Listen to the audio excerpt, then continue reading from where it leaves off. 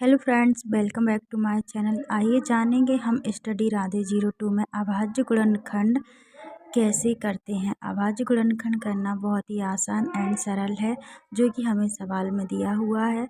सवाल दिए हुए हैं एक 120 और एक 340। इसका हमें क्या करना है, गुणनखंड। जो डायरेक्ट हम गुणनखंड करते हैं उसी को हम क्या कहते हैं, अभाज्य गुणनखंड। तो चलिए शुरू करते हैं। क्या करते हैं, अगर हम गुणनखंड करने से पहले हम सबसे लास्ट वाली संख्या को देखते हैं कि यह सम है या विषम। अगर सम है तो हम उस संख्या को सम से काटेंगे। 2 से काटेंगे, 2 छक्के 12, 0 का 0। फिर देखेंगे लास्ट में तो 2 2 तिया 6, 0 का 0। फिर 2 से काटेंगे, 2 एकम 2 और 2 पंचे 10। फिर 2 से नहीं कट रहा है क्योंकि लास्ट वाली संख्या कैसी है, सभी को दिख रही है कि लास्ट वाली संख्या हमारी क्या है, विषम। तो हम 5 से काट, 3 5 15, 3 से कट रहा है तो 3 5 15। अब 5 से काट देंगे, 5 एकम 5।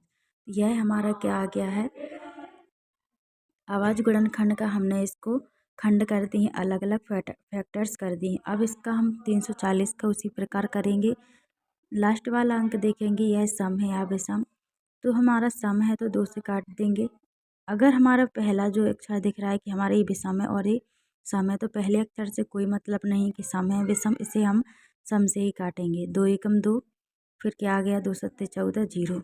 फिर 2 से काट, 2 अट्ठे 16 और जी कितना आ गया, 2 पंचे 10।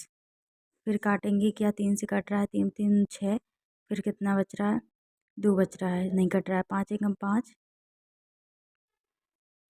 फिर कितना बच रहा है, 3 5 सत्ते 35।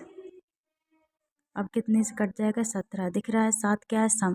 और 7 17 ऐसी संख्या है जो हमारी 17 17 से ही कटेंगे, अलग नहीं कटेगा। क्योंकि अगर हम इसको 7 से भी काटेंगे तो नहीं कटेगा, बचेगा एक, आगे भी बचेगा एक। तो क्या करें, 17 एकम 17।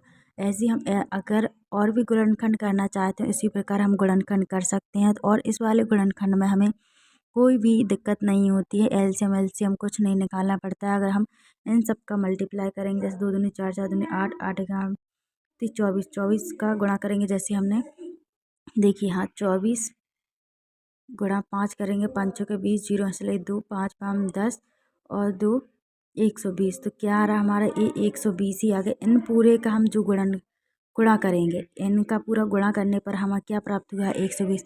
अगर इसका भी हम गुणा करेंगे ना तो हमें कितना प्राप्त होगा,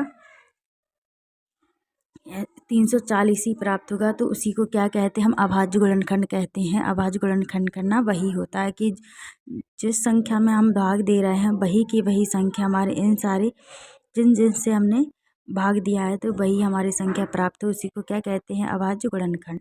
मिलते हैं आपके नेक्स्ट वीडियो में। ऐसे ही सवालों के लिए हमारे चैनल को सब्सक्राइब कर लें।